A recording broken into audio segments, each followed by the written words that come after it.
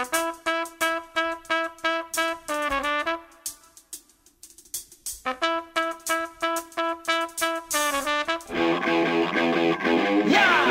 ang Commonwealth Avenue. Sa lapad ng kalsada, ang mga sasakyan humaharurot sing bilis ng The Fast and the Furious. Pero di lang mga sasakyan ang nakikipagtsatsa kay kamatayan sa tinaguriang Killer Highway.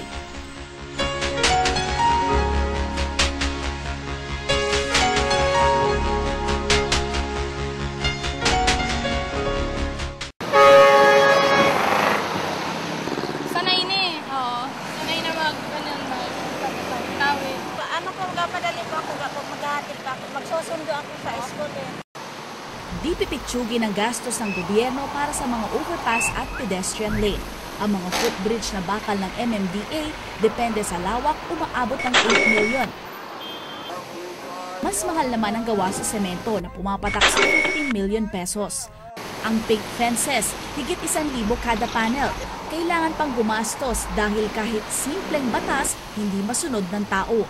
If you look at the cost-benefit of it, ang benefit nun faster travel time. Without that, meron kang 10 na mga tao na nasa daan.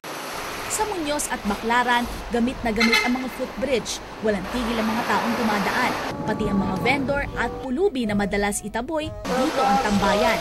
Pero sa ibang lugar, ang ilang overpass, pang dekorasyon lang ata o di kaya'y canvas ng mga vandal.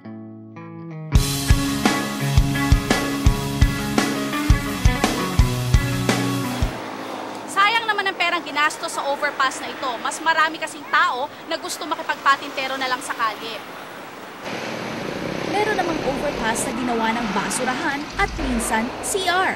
Malamang kung dito ka dadaan, mandidiri ka na, mangangamoy kubeta pa. Sabi ng MMDA, mas madalas daw gamitin ang mga itinayo nilang footbridge kesa sa mga lumang overpass. Ang disenyo ay hinango nila sa mga modernong daanan sa ibang bansa. If anytime you are not using it for that purpose, then you're not maximizing it, and therefore nagtatapon ka lang ng good money after bad. Pero kahit yata moderno na ang dadaanan at tadta rin ang babala ang mga kalsada, marami pa rin pasaway at gustong mag-shortcut. Nakarating kami sa Las Piñas. Dito di kayo hingalin sa pag-akyat sa overpass. Ang excuse ng mga ayaw gumamit ng overpass, nakakatamad daw kasi ang umakyat. Pero dito sa Las Piñas, ang solusyon, escalator. Ilang taon pa lang ang mga modernong overpass na ito sa Las Piñas. 8 to 10 million pesos daw ang ginastos para wala nang palusot ang tao at gamitin ang overpass.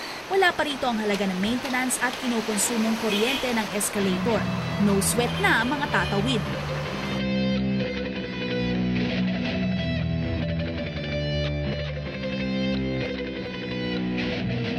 Parang high-tech, ganun.